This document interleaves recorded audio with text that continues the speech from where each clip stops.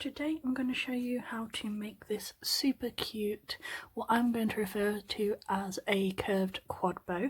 The actual name translates to something like a bow of classic bow of 1,000 faces, but that's a little bit long in English, so like I said, I've shortened it a little bit just to make it easier to reference. But this is a bow. The base bow is obviously optional, and this is what we're working on today. And the best thing about this one is it doesn't matter which way round we actually put our cups, because you could actually, instead of having it this way, you could actually put your centre round this way. And again, that's where it gets the name bow of 1,000 faces, because you can literally just turn it, and whichever way you wrap your centre, you've got a slightly different look to the bow, which is why it makes it so fun in my opinion. And again, you can take off the base bow, add in your base bow, you can do a completely different base bow to what I actually use, and you get a completely different look. Even adding a resin can get something completely different and unique to yourself. So like I said, that's why I love these kind of bows. We're going to be using 1.5 inch ribbon, and you want 4 pieces of 18 centimetres.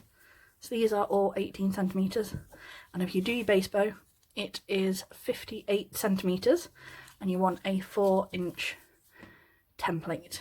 Okay, so we're going to do the 4 pieces of 18 centimetres first, and always remember, in the description box below I always put my measurements and technique changes for anything like 1.5 inch ribbon sizes or anything like that. It's all in the description box, because sometimes I talk a little bit fast, and sometimes due to my dyscalculia I occasionally say my numbers in a wrong order, or I say a number incorrectly, so I always put them in the description box. So if you ever think I've made a mistake or you're confused by what I'm saying, check that description, because it will be in there and it will help you out a lot. So I'm going to do the 4 pieces, and what you want to do is you want to make a triangle here at the centre. I'm just going to get some clips just to hold it in place, and you want this edge to line up like so. Now I've not heat sealed any of my ends yet, because we're going to do that once we put our folds in. This is the look that you should be going for. Okay, and that was the back. This is what the front looks like. Now we can take this point, we want to bring that up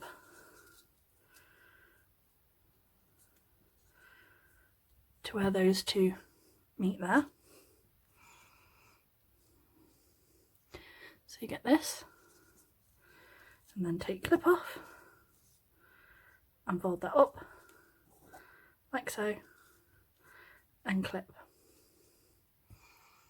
and you get the same effect front and back, which is the other reason why it makes it so easy to make this a bow of 1,000 faces, because you've got the same either way, which means when you turn your cups you can turn them in both directions and they'll be facing the right way up. Okay, so I'll just show you again.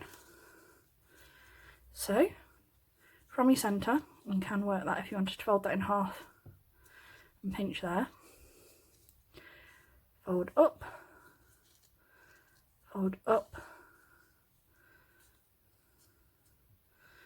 so that you've got the triangle with the edges lined up.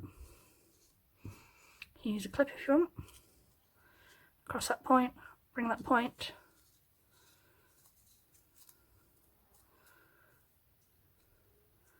to the edge of that line there, clip,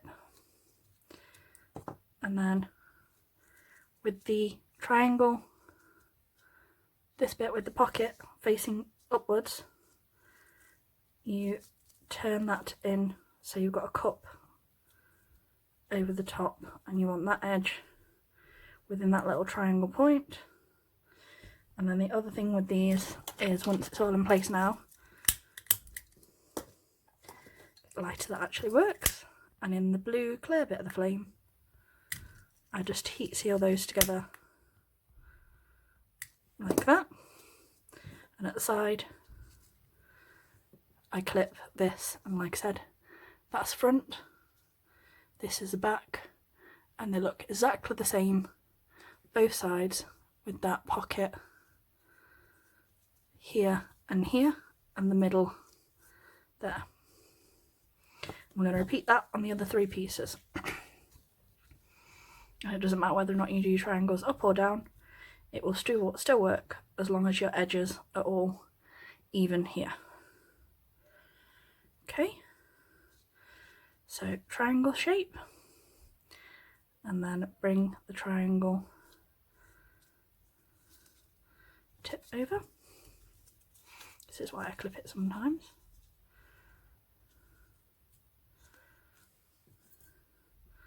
Just makes it slightly easier when you move it to the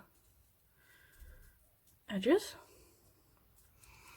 Move that way and fold that down so that triangle is over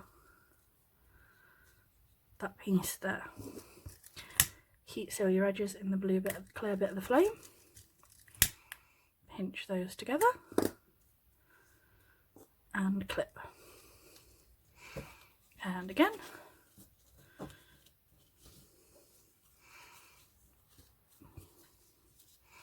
You just do this for all 4 pieces. And I always show you the whole lot because the more that you see, the more likely you are to get everything in place and get an accurate representation, so your bow will look the same as mine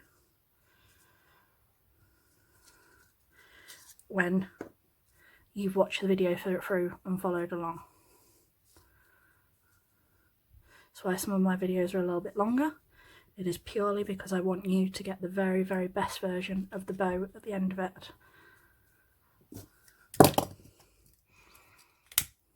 Every time. Okay, last one. Triangle shape. Line up edges up. Clip. Bring that up. Move it. Fold our triangle in half. Line the edges up so that they're all even. Heat seal together using the blue clear bit of the flame. Pinch it and put a clip just there. Now when it comes to putting these together, the only thing we need to remember is this is the edge that we have heat sealed, and that is the edge that needs to be on the inside when we are stitching. And what I do is I work out where I want my quad pieces. And just so you know, with this one, as you can see, you can have it so all of your inside pieces, so all your triangle pockets are on the outside, and it will work if you do those stitch placements. It will also work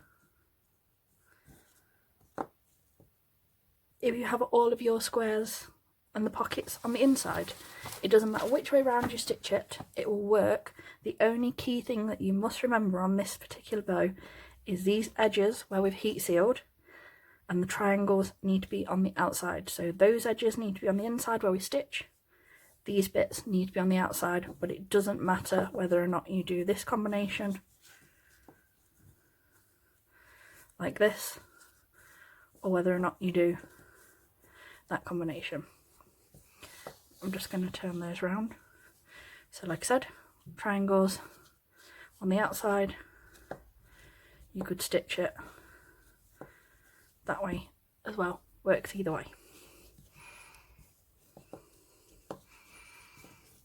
Which, like I said, makes it extra easy for me, because like I said, sometimes on these ones where it requires like left and right, it can throw me off a little bit. But like I said, this one's so fun because you can do it both ways. So now I know which direction everything's going to go in. From above, in, 1, 2, 3, and the fourth one we want to be coming through the tip of the corner this side, through the 2 layers ribbon here, and back up through the triangle that side, so we're catching all 6 layers of that piece. So in 1, 2, 3, 4, 5, 6, and if you need to, make sure your thread's well out of the way and reheat seal your edge if you need it. And I use Gutermann's extra strong thread, and I use an upholstery needle, and there's also some links below in the description for the upholstery thread if you need any. And then we start the next one. We want to go through the triangle from above, through all 6 layers, come back out through the triangle that side, and again that one needs a little bit more heat sealing, so I'll just do that. And again we want 4, so in, which is 1, 2, 3, and you want your 4th one going back out at the edge of there. And then we repeat again from above. Make sure your edges are all lined up. 1, 2, 3. On your 4th one, get that edge in the triangle.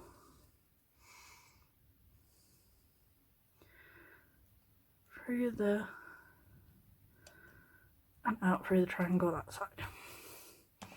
Again, you can see a little bit fraying, so I'm just gonna capture that now. Bring that back up to there, and again,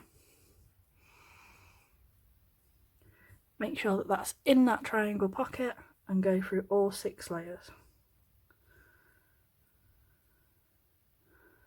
Even if you have to adjust your, so that's 1, 2, 3, 4th one out on the corner there. And as you can see, each one has got 1, 2, 3, 4, 1, 2, 3, 4, 1, 2, 3, 4, 1, 2, 3, 4, and the 4th or the 1st one is always out on that triangle corner piece, and on the back of each piece you'll have 2 stitch marks on each piece. Okay, and I always keep these clips on until everything's how I want it. And here's a little trick. If you want to, where I do the double knot here, you can thread that through like this and cinch. And that will get it all nice and tight. And then what I like to do, just for an extra bit of security, is I reline up those creases that side, take my thread, and I just go back through right where the stitch marks were originally, around that side, and then I also do it the same, that line up all 4 of your creases, you 2 on each piece, and again roughly where we originally stitched them, go back through. And that is the cinch stitch method. You can make this in 2 pieces each and glue them together, it's entirely up to you. This will give you a more natural curve look to your bow. If you do it the glued way, you get a slightly more squared look. Okay, and in this one I just give it a little wrap round as well, and then stitch that off in the back however you personally prefer. And I'll show you the front and the back in just a second so you can see. Don't need to go that far up, that's better.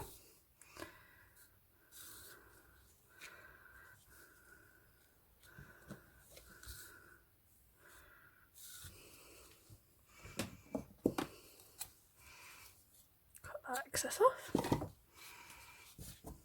and just rethread my needle so I can do the base bow for you. And as you can see, I'll get the 9mm and I'll show you the 2 different ways you can have it looking, because as you can see it's naturally facing this way. So if you took it, you take your 9mm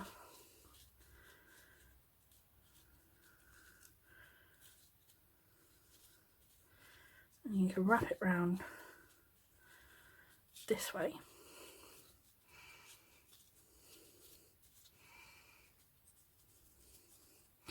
and you can have a cute bow where the cups are out,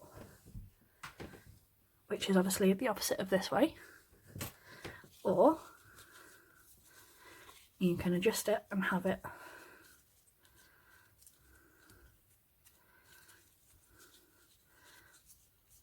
like this and have the triangle cups on the outside. Like I said, that's why it's a bow with a million faces, like I said, because it doesn't matter which way round you do it, it still looks cute. So that's the main bow, and as you can see, this is the front, and this is what the back looks like. And now we're going to take our 4-inch template, and again, where to buy these from the UK and the US is all in the description box below. And this is the 58 centimeters of the 1.5-inch ribbon on the 4-inch template. And I'm going to start it this way. I'm going to start it this way. Yep. So if I start it this way, and you want this just a little bit over so you can do your triangle point, normally I would say I do roughly 2 centimeters over at an angle,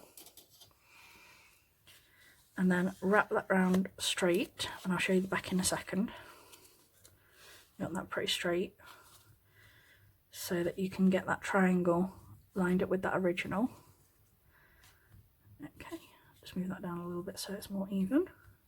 Hold that tight with your fingers, and you want this line to go straight, same as this one, round, and then take this up like so, and you want it so that you triangle this side and you triangle this side, and this tail are all even to the stitch line.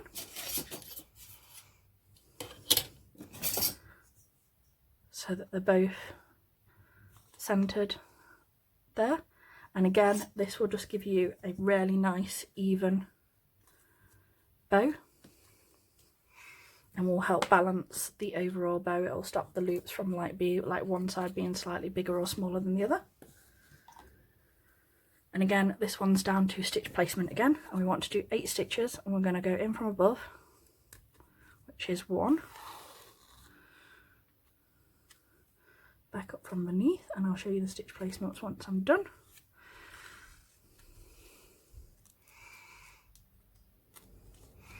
Over the cross, line join,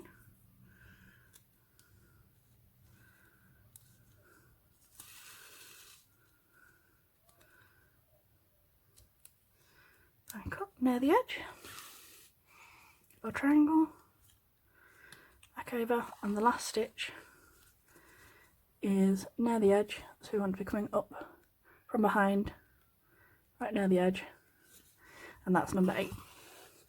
And that is 1, 2, 3, 4, 5, 6, 7, 8, which is in, 1, 2, 3, out, and on the back you will have 1, 2, 3, 4, 2 stitches on each piece.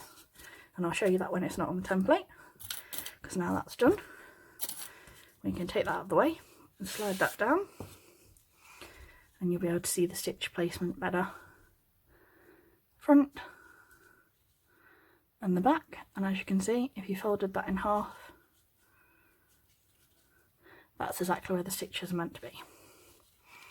That's what I like template makes. It takes some of the guesswork out of getting, like I said, your loops and everything even, which you can do freehand. This just takes a bit of the thought and natural stress, if you're not brilliant of alignment, out of it. Wrap around your centre and thread off in the back when you're happy with everything. And the other thing that I do is, I'm not a big fan of glue, so once I've stitched off in the back with this excess thread, I'm going to go right up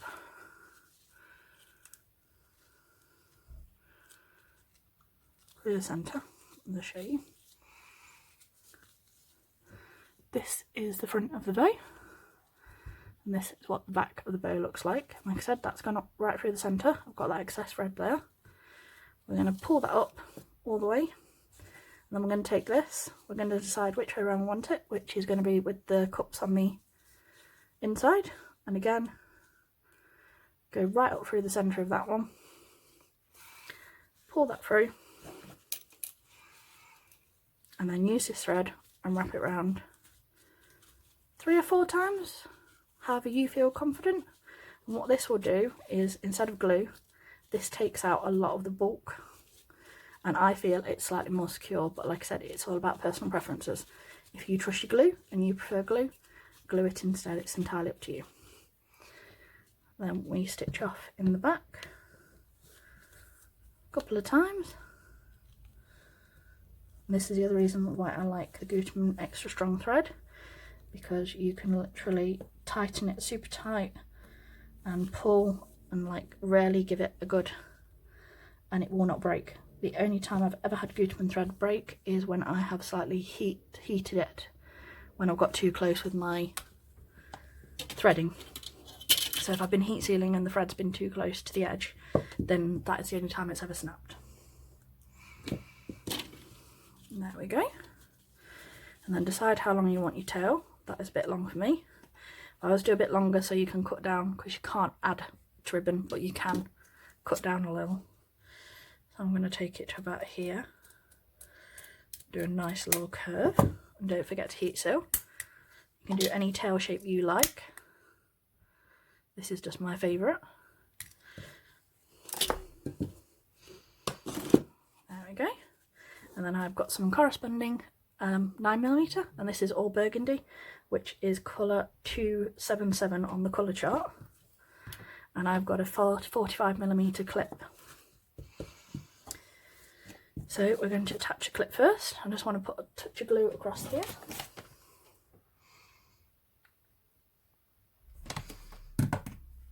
Okay. So just a touch of glue across there. And hold that down a couple of seconds while we wait for that. Just going to level off my 9. And the other thing that I'm going to start doing in my descriptions is I'm going to give you a rough price breakdown of how much I would charge per bow for like a recommended retail price. You don't have to stick to it, it's just roughly based on what I would do. And I will give you a full cost, not a hobby breakdown.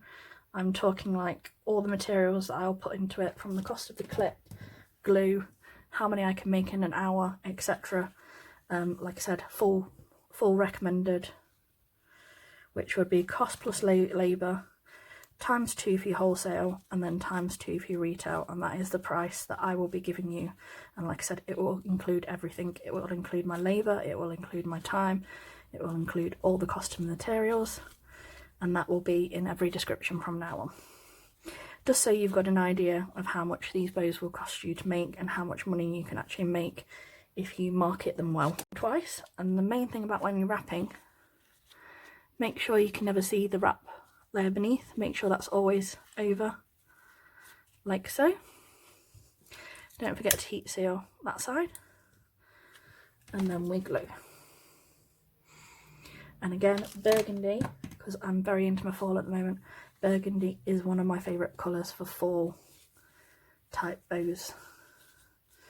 So there you go, the curved quad bow.